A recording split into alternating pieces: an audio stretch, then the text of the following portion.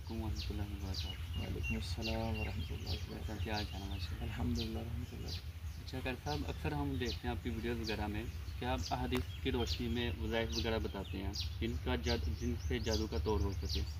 کیا کچھ ایسے بھی معاملات ہیں کہ اگر ہم روزمرہ میں اس کو استعمال کریں اور اس سے جادو کا طور ہو؟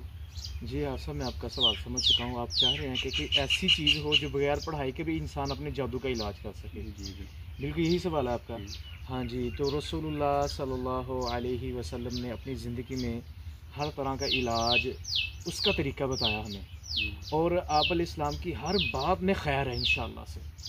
تو آپ علیہ السلام کی جب احادیث کا ہم مطالعہ کرتے ہیں نا، تو آپ علیہ السلام نے فرمایا کہ جو بندہ جس دن 7 اجوا کھجوریں کھا لیتا ہے نا، اس دن اس پر جادو نہیں ہو سکتا اللہ کی توفیق اور رحمت کے ساتھ۔ نہ اس پہ کالا، نہ پیلا، نہ سفلی عمل، کوئی عمل انشاءاللہ اس پر نہیں ہو سکتا۔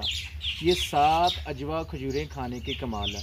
تو ہمیں اپنی روزمرہ کی زندگی کے اندر اجوا کھجور کا استعمال کرنا چاہیے، اور اللہ کے نبی صلی اللہ علیہ وسلم کی احادیث کا مطالعہ کیا جائے تو بہت سی چیزیں ایسی ہیں جو ہے ہی خیر ہے، آپ کی ہر بات میں خیر الحمدللہ کے ساتھ۔ تو جب ہم آپ کی زندگی کا مطالعہ کرتے ہیں، آپ کی چیزوں کا مطالعہ کرتے ہیں، تو اس میں بہت سی کھانے والی چیزیں ملتی ہیں، جس میں زیتون ہے، کھجور ہے، تلبینہ ہے، آب زمزم ہے، شہد ہے، کلونجی ہے، یہ ساری کی ساری چیزیں خیر ہے۔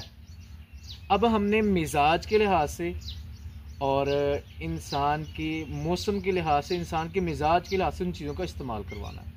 تو ہمیں جادو کا جو آسان علاج ہے نا، اور اگر بندہ کو چاہتا ہے اس پہ جادو نہ ہو، تو اس کا جو بہترین علاج یہی ہے، طریقہ یہی ہے کہ وہ روز کے دن 7 اجوا کھجوروں کا استعمال کر لے، تو انشاءاللہ سے کبھی اس پر جادو نہیں ہوگا اللہ کی توفیق اور رحمت کے ساتھ۔ بہت شکریہ ڈاکٹر صاحب۔